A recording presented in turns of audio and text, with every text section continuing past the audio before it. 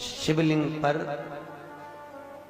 बेलपत्र चढ़ाना, जल चढ़ाना, इसका भी एक नियम होता है कि शंकर जी पे शिवलिंग पर जल कहाँ चढ़ाया जाता है। सबसे पहला जल अगर शंकर जी को चढ़ाने जा रहे हो तो शंकर जी के जो चरण है, जहां से पानी नीचे गिरता है, उनके सीधे वाले भाग पर, अपने हाथ का सीधा भाग, वहां जल चढ़ाओ।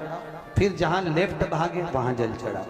जहां शंकर भगवान का शिवलिंग रखा हुआ है, तीसरे नंबर का जल वहां चढ़ाना चाहिए।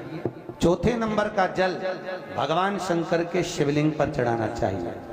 पांचवें नंबर का जल ऊपर अगर जलाधारी लगी हो तो उसमें चढ़ाओ, नी हो जलाधारी तो भगवान शंकर का जहां नंदी बैठा है, नंदी का एक पांव ऊंचा रहता है, उस पांव के पास में जल चढ़ाना चाहिए। पांव जल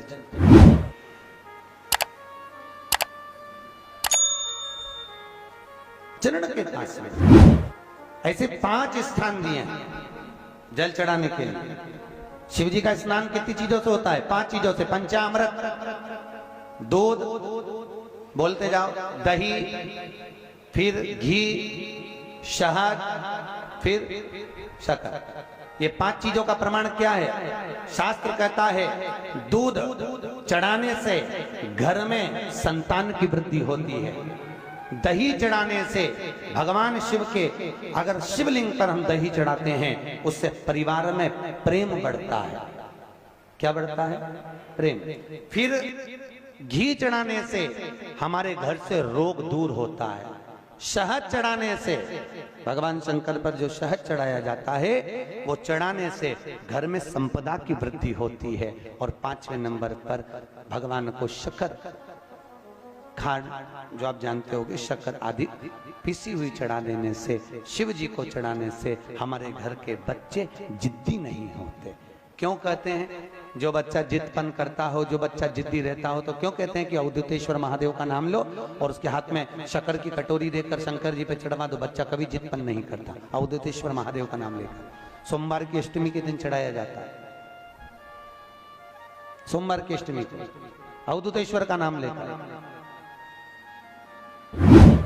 क्यों कहते हैं? जो बच्चा बार बार बीमार पड़ रहा हो, बार बार सर्दी हो रही हो, बार बार बीमार पड़ रहा हो, खांसी चल रही हो, बार बार हॉस्पिटल लेकर भागना पड़ रहा हो बच्चे को, छोटा सा अगर बच्चा है, 8 साल के अंदर बच्चा है और बीमार ज्यादा पड़ रहा है, तो आटे का दिया बनाओ, 4 बत्ती रखो, उसमें तिल्ली का तेल डालो, अवधूतेश्वर महादेव का नाम लेकर बच्चे के ऊपर से 21 बार उतारो और किसी चौराहे पर ले जाकर रख दो। जिंदगी में बच्चा कभी बीमार नहीं पड़ेगा, बच्चा स्वस्थ रहेगा, आनंद।